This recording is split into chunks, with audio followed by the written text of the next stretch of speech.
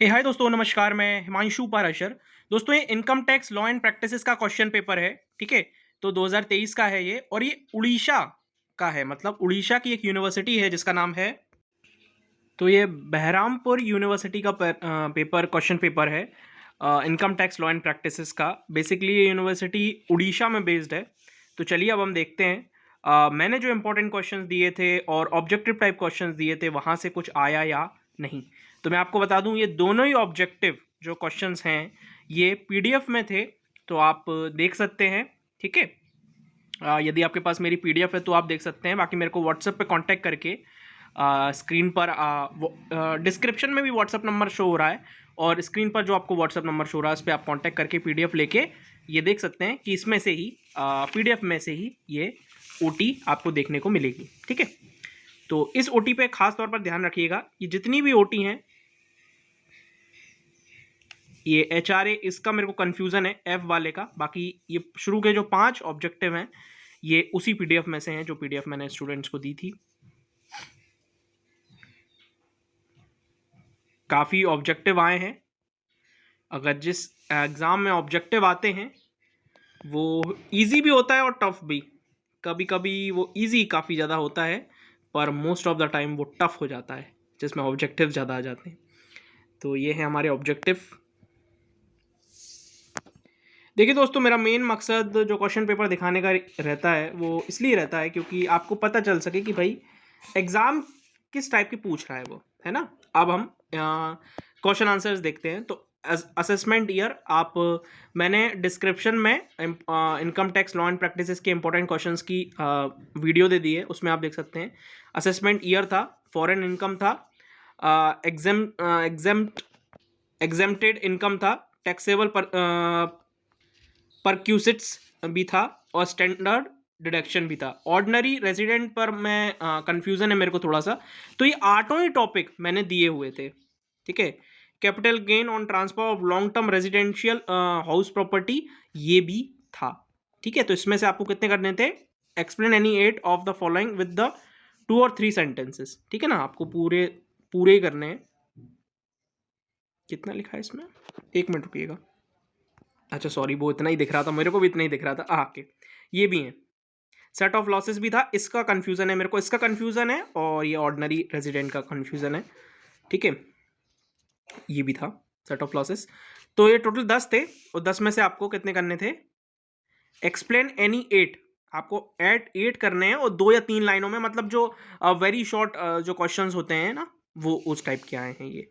तो एक तरीके से हम देखा जाए तो जो इनकम टैक्स का पेपर है वो काफ़ी हद तक जो मैंने इंपॉर्टेंट क्वेश्चंस दिए थे वहाँ से आ रहा है। ठीक है। ये बहरामपुर यूनिवर्सिटी का भी। ठीक है ना। तो मैं जैसे कि आपको बोलता हूँ, जब भी मैं आपको इंपॉर्टेंट क्वेश्चंस प्रोवाइड करता हूँ किसी भी सब्जेक्ट के, सिर्फ income tax law and practices के ही नहीं, किसी भी सब्जेक्ट के, तो मैं बोलता हूँ ये सारे ही यूनिवर्सिटी, मतलब ऑल ओवर इंडिया में जितनी भी यूनिवर्सिटी हैं उन सभी के लिए इंपॉर्टेंट है। तो वो उस बात पे अगर आप ध्यान देते होंगे तो डेफिनेटली आपको फ़ायदा मिल रहा होगा। बाकी जो क्वेश्चन आप इस समय ये क्वेश्चन पेपर में देख रहे हैं ना, भले आप उड़ीसा से हो चाहे ना हो, फिर भी आप इन क्वेश्चंस को प्रिपेयर ज़रूर करिएगा क्योंकि ये इंपॉर्टेंट है ना, ये इंपॉर्टेंट रखते हैं ये। देखिए, तो ये वाला क्वेश्चन मैंने दिया हुआ है, आप देख सकते हैं। ठीक है। ये वाला क्वेश्चन,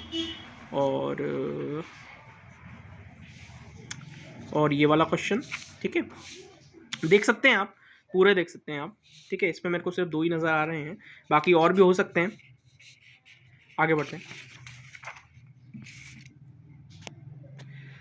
हु इज़ डीम्ड एसेसीज, ये भी मैंने दिया हुआ है। What do you mean by transfer of capital asset, ये भी मैंने दिया हुआ है। तो ये जो मैं क्वेश्चन आपको दिखा रहा हूँ दोस्तों, मैं बार बार आपको बोल रहा हूँ ये वाली बात, एक बार इस पर फिर से जाते हैं। मेरे को एक स्टूडेंट है जो उड़ीसा का है, उसने ये क्वेश्चन पेपर सेंड किया है। उसका कहना है कि ये बहरामपुर यूनिवर्सिटी का क्वेश्चन पेपर है income tax law and practices का, और जैसे कि मैं आपको बता चुका हूँ ये 2023 का क्वेश्चन पेपर है ना। इसमें एनी 8 करने थे आपको, तो वही हम देख रहे हैं। तो इसमें जो क्वेश्चंस मैं आपको दिखा रहा हूँ आप इनको नोट डाउन करके रखिएगा और इनको प्रिपेयर ज़रूर करिएगा, है ना। क्योंकि अगर मेरा दिखाने का कोई मकसद नहीं निकलेगा फिर मतलब ही नहीं निकलेगा, है ना। डिफाइन इनकम, ये भी साफ तौर पे दिया हुआ है, एज इट इज़ क्वेश्चन है ये, आप देख सकते हैं। Assessment year, house rent allowance, देखिए आप ये बहुत अच्छे से इन क्वेश्चन को कर सकते थे, बहुत अच्छे से। क्योंकि अगर आप मैंने डिस्क्रिप्शन में दिए हुए हैं important questions income tax law and practices के, आप देखिए उनको, आपको पता चल जाएगा। न्यूमेरिकल मैंने नहीं दिए थे, क्योंकि न्यूमेरिकल मैंने नहीं दिए हैं, मैंने सिर्फ थ्योरी क्वेश्चंस दिए हैं, तो मैं बात सिर्फ थ्योरी क्वेश्चंस पे ही करूँगा। आगे बढ़ते हैं।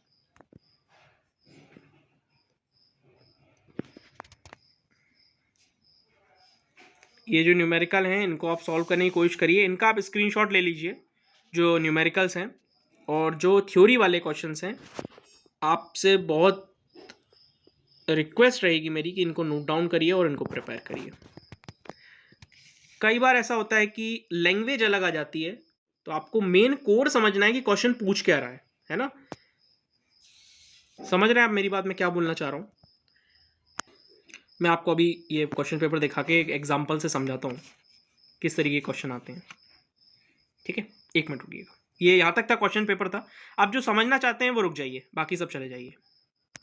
दोस्तों ये क्वेश्चन पेपर यहीं तक था, है ना। अब मैं देखो आपको वो जो एग्जांपल देना चाह रहा हूं मैं कि लैंग्वेज का कैसे फर्क आ जाता है। देखिए मैंने अपने उसमें जो इंपॉर्टेंट क्वेश्चन है उसमें मैंने दिया है व्हाट इज असेसमेंट ईयर, पर यहां पे क्या पूछा है, सिर्फ असेसमेंट ईयर। समझ रहे हो? तो ऐसे ही चेंज कर देता है, ऐसे ही बड़े क्वेश्चनों में चेंज कर देता है। देखो मैं कोई बड़ा क्वेश्चन दिखाता हूं आपको,